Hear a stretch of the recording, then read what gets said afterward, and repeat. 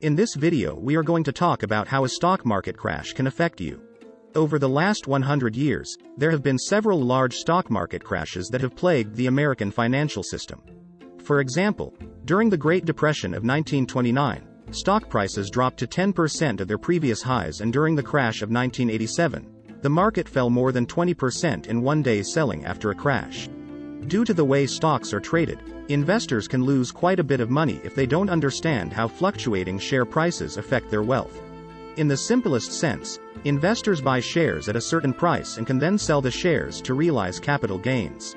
However, if dwindling investor interest and a decline in the perceived value of the stock results in a dramatic drop in the stock price, the investor will not realize a gain. For example, suppose an investor buys 1,000 shares in a company for a total of $1,000. Due to a stock market crash, the price of the shares drops 75%. As a result, the investor's position falls from 1,000 shares worth $1,000 to 1,000 shares worth $250. In this case, if the investor sells the position, they will incur a net loss of $750. However, if the investor doesn't panic and leaves the money in the investment, there's a good chance they will eventually recoup the loss when the market rebounds. Remember, while stock markets have historically gone up over time, they also experience bear markets and crashes where investors can and have lost money. Buying on margin. Another way an investor can lose large amounts of money in a stock market crash is by buying on margin. In this investment strategy, investors borrow money to make a profit. More specifically, an investor pools their own money along with a very large amount of borrowed money to make a profit on small gains in the stock market. Once the investor sells the position and repays the loan and interest, a small profit will remain.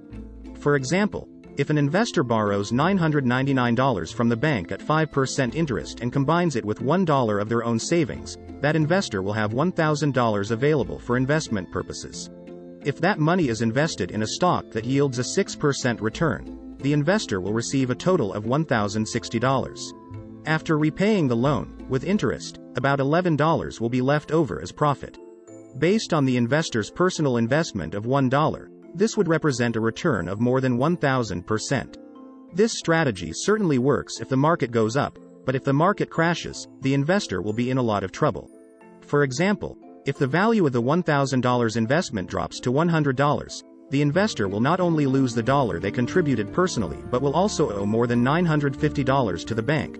That's $950 owed on an initial $1 investment by the investor. Margin and the Depression. In the events leading up to the Great Depression, many investors used very large margin positions to take advantage of this strategy. However, when the Depression hit, these investors worsened their overall financial situations because not only did they lose everything they owned, they also owed large amounts of money. Because lending institutions could not get any money back from investors, many banks had to declare bankruptcy. In order to prevent such events from occurring again, the Securities and Exchange Commission created regulations that prevent investors from taking large positions on margin. By taking the long-term view when the market realizes a loss and thinking long and hard before buying on margin, an investor can minimize the amount of money they lose in a stock market crash. Although there is no specific threshold for stock market crashes, they are generally considered as abrupt double-digit percentage drop in a stock index over the course of a few days. Stock market crashes often make a significant impact on the economy. Selling shares after a sudden drop in prices and buying too many stocks on margin prior to one are two of the most common ways investors can lose money when the market crashes. Well-known U.S. stock market crashes include the market crash of 1929, which resulted from economic decline and panic selling and sparked the Great Depression, and Black Monday, 1987, which was also largely caused by investor panic. Another major crash occurred in 2008 in the housing and real estate market and resulted in what we now refer to as the Great Recession. High-frequency trading was determined to be a cause of the flash crash that occurred in May 2010 and wiped off trillions of dollars from stock prices.